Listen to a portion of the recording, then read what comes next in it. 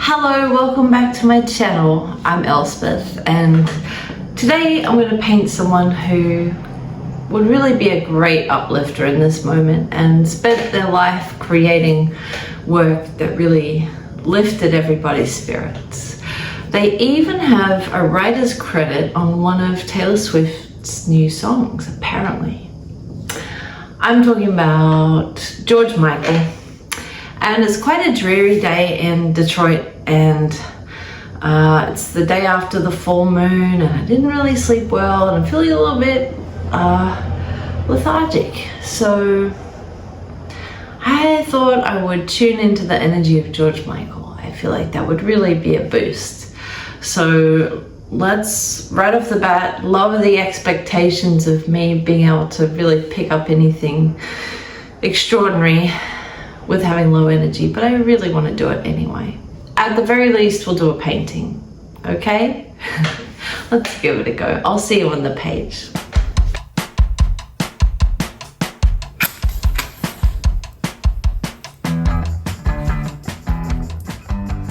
All right, let's open the call with George Michael.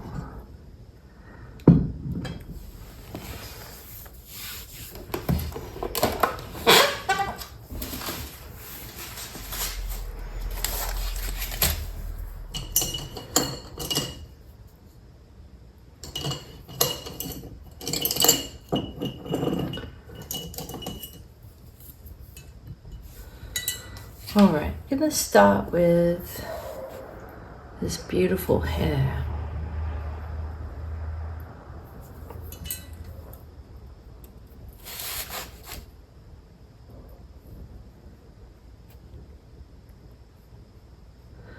I can hear the beginning of one of his songs in my head.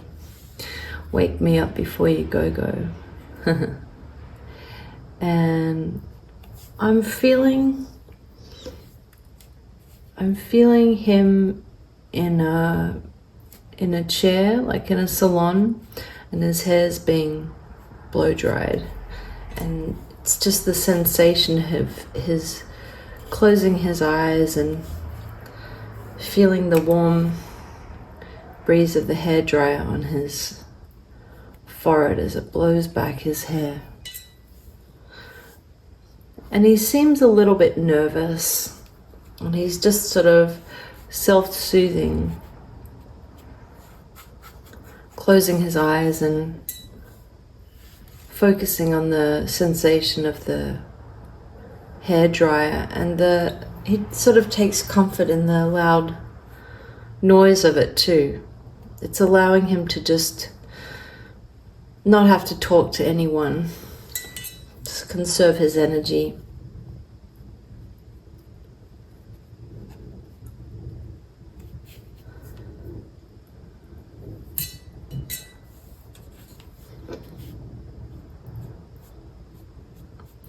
I just heard Mama's Boy.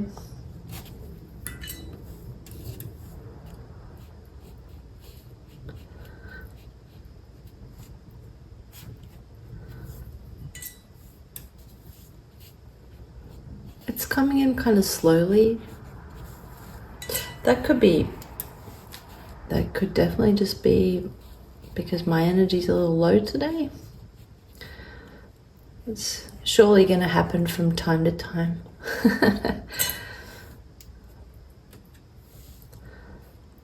But tuning back into his energy here.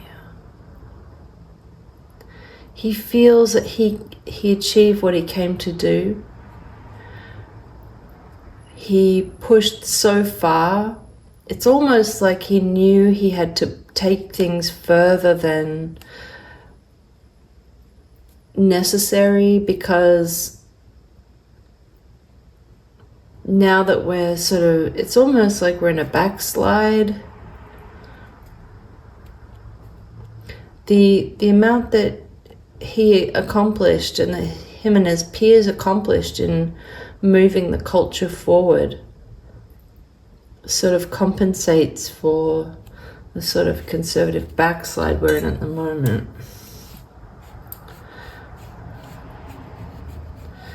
things might be sort of raw and garish right now, but they're not really having the impact that everything was really heightened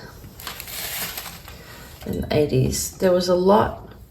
It was there was such extremes.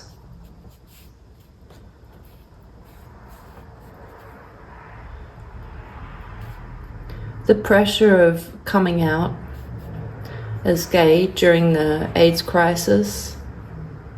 So it wasn't just a question of morality, but people that he knew were dying. And that actually pushed him forward. He couldn't really, it didn't sit well with him. Not only it was such a personal cost, like he was so beloved and reaching all these heights with his music, but he really couldn't feel, it didn't really mean anything if he couldn't be himself, and if he couldn't also stand in solidarity with what he considered to be his brothers and sisters that were living out in the open, and even though they were leaving themselves vulnerable to ridicule, he envied their purity of heart and their courage to be themselves, and to him that's what real freedom looked like. Here he was singing about freedom, and even though that song came after his revelations, he wanted to live that. He didn't like feeling like he was a fraud, like he was preaching love and beauty and joy, but he wasn't able to express that, and he wanted to live a life that was really full of love and full of celebration. And it felt really ironic that he felt trapped for what felt like a very long time for him, but it was like the blink of an eye for the culture, and came as kind of a shock. But he looks back and he sort of laughs that it was a shock. I mean, he looks like he's channeling Lady Di, he says in this photo right here.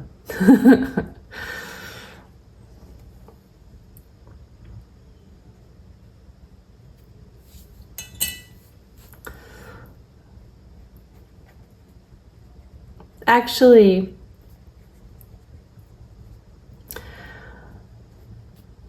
she was a source of courage for him as well.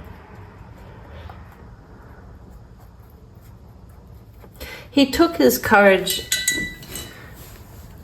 wherever he could find it in other people, and he loved to sort of riff on other people's courage. It's like someone else would take a step forward and then he would get his strength from supporting them.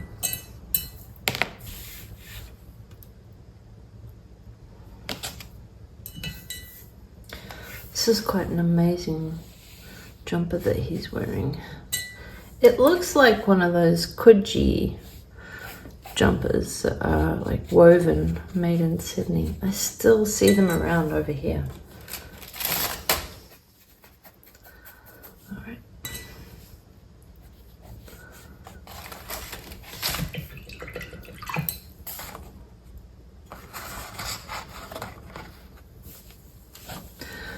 I'm also, he said something about like heartache, but that he was the cause of it. he acknowledges that he was a bit reckless with other people's hearts.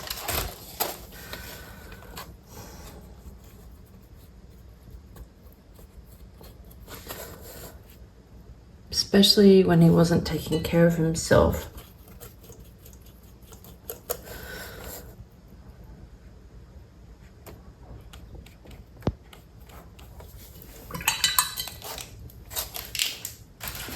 Okay, I'm reaching for a darker purple now. Let's dive in here.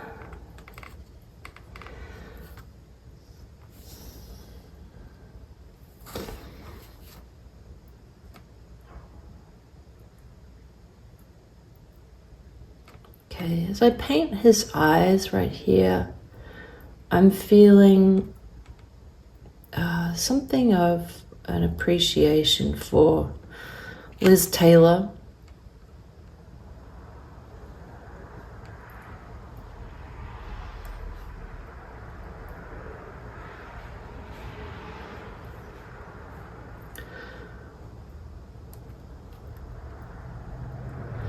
It feels like there were a lot of grandiose dreaming that he did as a youngster.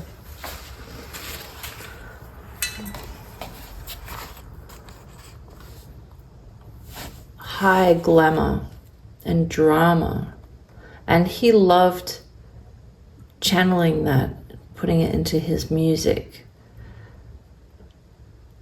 And the time that he was in was a reflection or an aftershock of that Hollywood glamour. In some ways it was a reality check, and it was sort of the brassiness coming through and the gaudiness.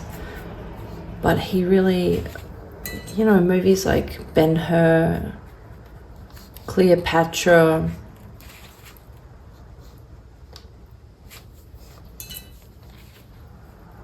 really transported him to another world. He loved escapism.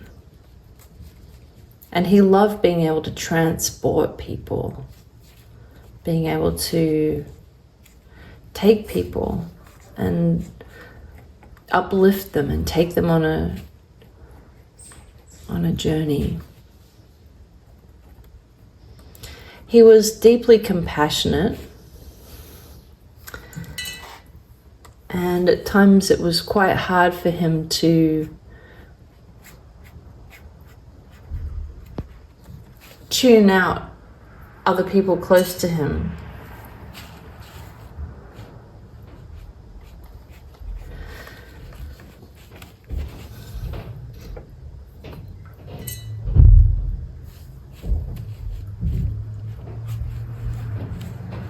His courage, his bravery, the boldest things he ever did, even when he was sort of getting in trouble and being rebellious, it really was he was acting on behalf of other people.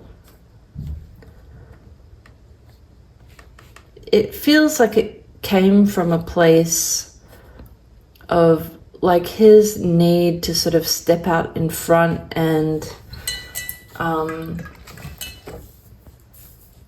be bold. Feels like it was very much counteracting his fears of never truly being loved,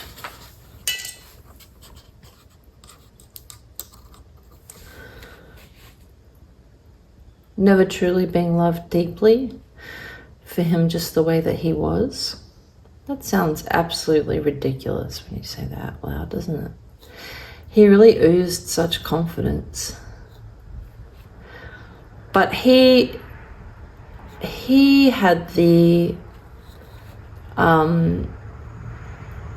amazing ability to love people just as they were, unconditionally and very passionately. And so that's what he tuned into, and that's what he projected when he came out swinging in his boldest moments as a pop star was he was sort of loving his audience as one character, and he wanted to be bold and brave for them. He wanted to be I'm feeling his father now. I'm feeling Greek heritage. I just touched on a sharp feeling of disapproval. And I feel like he channeled into that sort of sternness, and he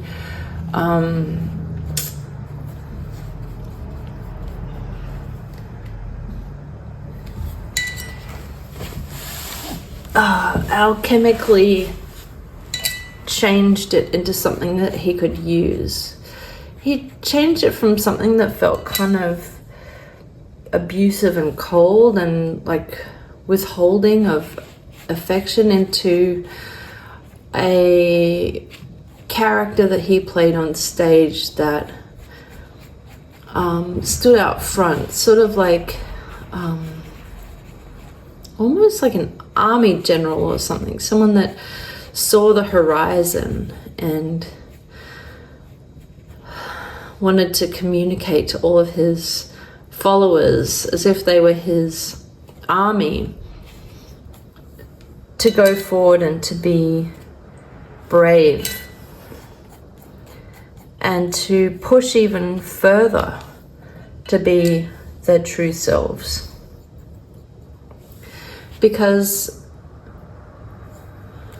his personal experience was sort of like a Wizard of Oz, returning home to himself. And the worst did happen to him. He did have to, he knew that he was going to be sort of found out anyway. He felt that his paranoia actually turned real. It wasn't paranoia because it was true. He did feel like he was about to be exposed for being gay.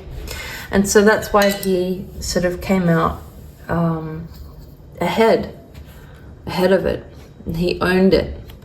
And he felt like he just blossomed after that. It was such a exhilarating experience of bravery in his own life, and he felt the immediately like the rush and the cascade of love from his followers, and he realized that he really was representing so many people, especially men, that felt trapped in their life. I think that AIDS accelerated the emotion of that time, but he felt very helpless in many ways. I feel like it did reach his doorstep, that AIDS did affect him personally. Not him, but that close relationships. And it was really heartbreaking. And it also called to mind, it seemed really ironic because the same people that were being so prejudiced were the ones that fought for freedom in the Second World War. And this felt like a contradiction because this was all about personal freedom and living while you're alive. And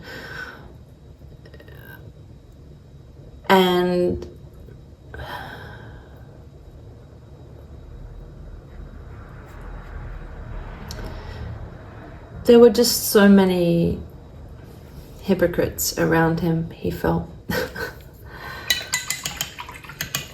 who wanted to make him feel like there was something wrong with him. And once he realized how loved he was from the public, and once he sort of challenged that love by being his truer version of himself, and was able to stand even stronger and bask in that and receive that love, because it was hard for him to receive that when he wasn't being his authentic self. And the money didn't matter to him. Security mattered, and he definitely had every intention of, you know, being a provider in his world. And it felt important. The material did feel important as well. It was symbolic. It was, he needed to be able to take care of himself and take care of his family and chosen family. But going back to the feeling of hypocrites, sort of like being in a snake den. And then, yeah, he had this rebellious side that wanted to present that sort of scary figure back to them.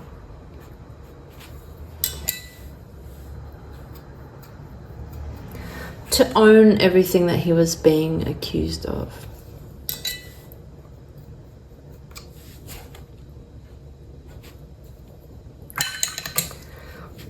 But he really was a very pure soul. And so his mission to sort of be not just an uplifter, but a reflector. There were a lot of women that fell in love with him. The idea of him. They felt that he really understood their, I wanted to say their soul, but there were so many female listeners that felt such a close resonance to him. His heart, they could feel his heart, his beautiful, buoyant heart. And that was a really important part of his army of people that were forging this cultural advancement. He acknowledges that he was one of many in his league that were shifting the culture.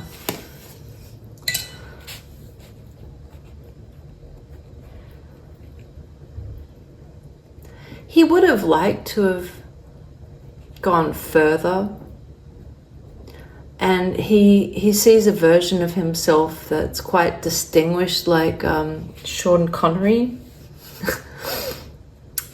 sort of living in a castle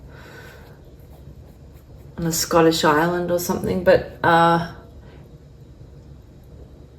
when it was time for him to go, he also felt ready. He had moved a lot of ground, and he felt like he'd done some really heavy lifting.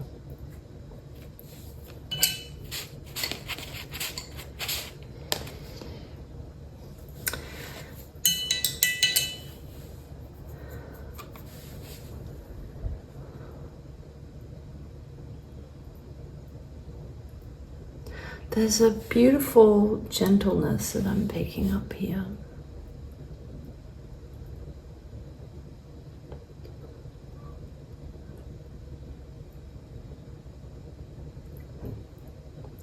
There's a tenderness that's quiet.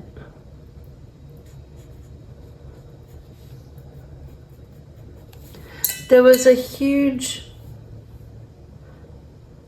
version of him that was saved for his private life.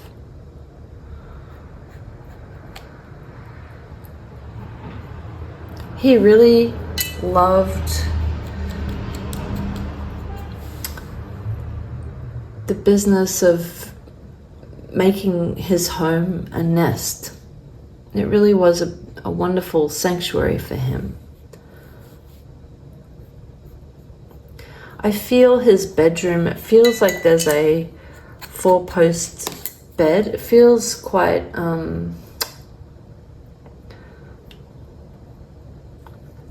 what's the word? Over the top. It feels like there's like heavy drapes and like quite ornate. It feels like dark colors, but it feels like there's a lot of thought into making his home really feel like a gorgeous, very protective nest.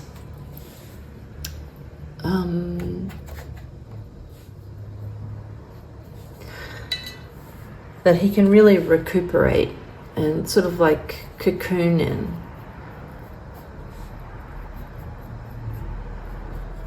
And feel very safe and protected.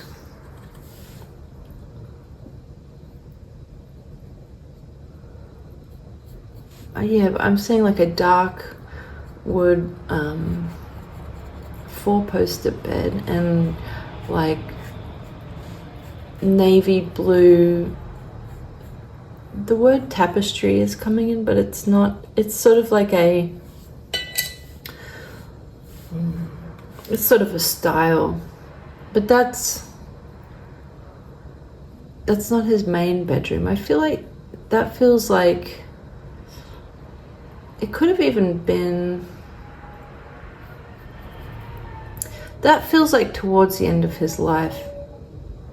It feels like it might have been his final resting place. In this bedroom, it feels very dark but warm and safe, and like he's really in a heavy sleep.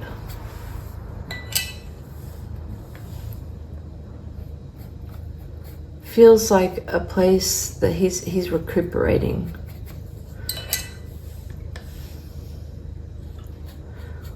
That feels like, yeah, that feels like the end of his life. But going back to an earlier time, around when this photo was taken, I can see his knees, and I can feel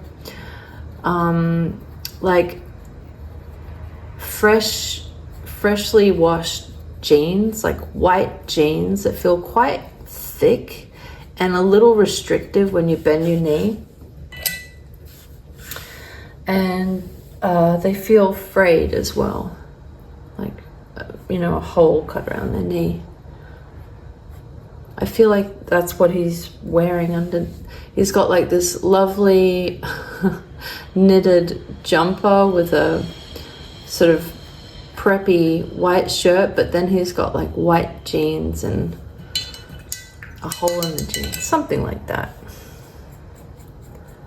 But he really, I feel like he enjoyed the feeling of those sort of thick, tight jeans. He felt very sort of put together in them. I feel that he was quite proud of his legs.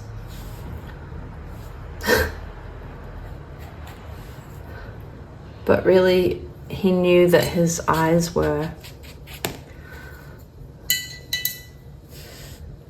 his magic trick. There we go. Let's focus on that sparkle there.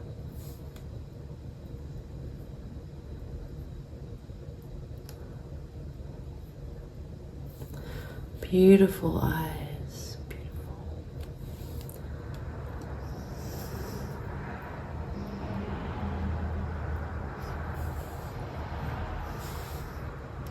I just heard Navy. I feel like his dad might have been in the Navy. His dad feels kind of like a strong presence, but also like reserved and a little bit withholding from him. I do feel that there was a strong, like if his dad was talking, it would be like, he knows I love him, but actually George feels like he really kept sort of a distance. Like he feels like his dad thought he was being a really great parent by sort of keeping it under wraps and being like, that's what it meant to be a good masculine figure. So it felt sort of important to his public identity to embrace his masculinity and to feel strong and to look strong and project strength, but also because he had this sensitivity, certainly that's how he's able to create music, but he had this very palpable ability to tune into other people's emotions and the crowd's emotions, and he would sort of use that energy.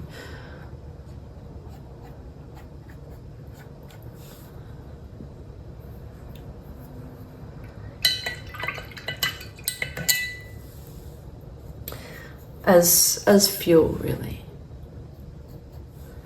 He wanted to feel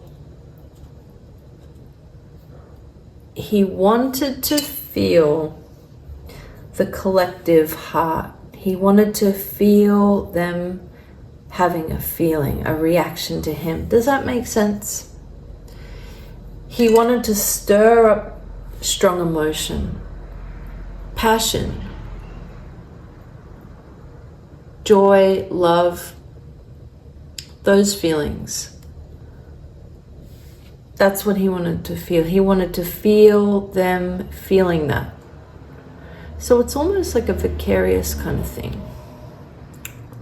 Interesting. So he didn't necessarily, it wasn't so much about him being a diva, but he wanted to sort of be a conduit to stir up those feelings. He wanted to whip up those strong emotions that really bring the life force through people. It really makes you want to dance. It makes you want to jump. It makes you want to live. It makes you want to laugh.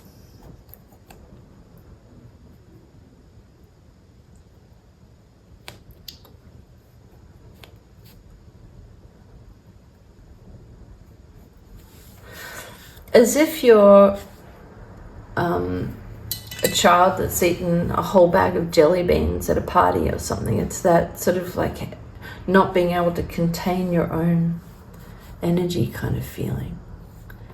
He wants to gin that up in the crowd, and then he wants to bask in feeling what they're feeling. That's very interesting. I wasn't expecting that.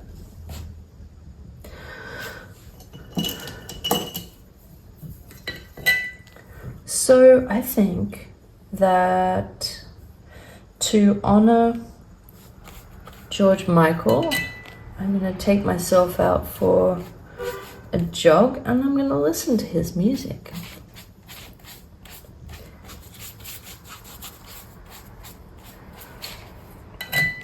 And I implore you to do the same.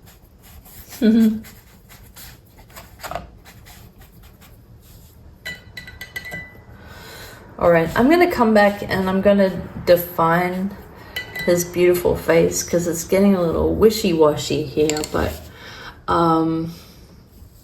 you know, his eyes speak so much and I want to really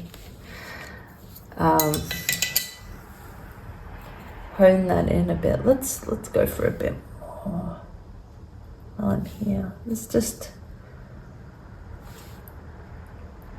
gorgeous.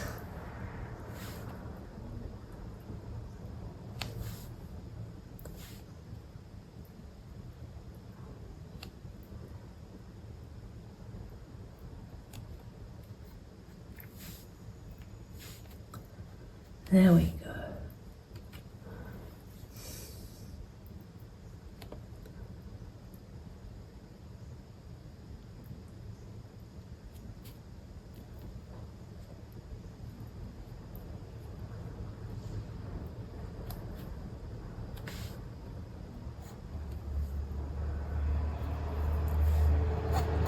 What a beautiful soul. Well, it's funny. Even when I come in with like bold colors, it still just wants to. It's getting very soft and blurry. It's almost like he's insisting on one of those beauty lenses that is just like so soft and cloudy, like interviews from the 70s where women would want to feel glamorous and not show their wrinkles.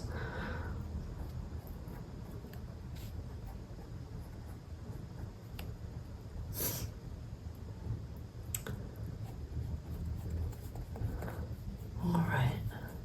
Thank you so much for watching today.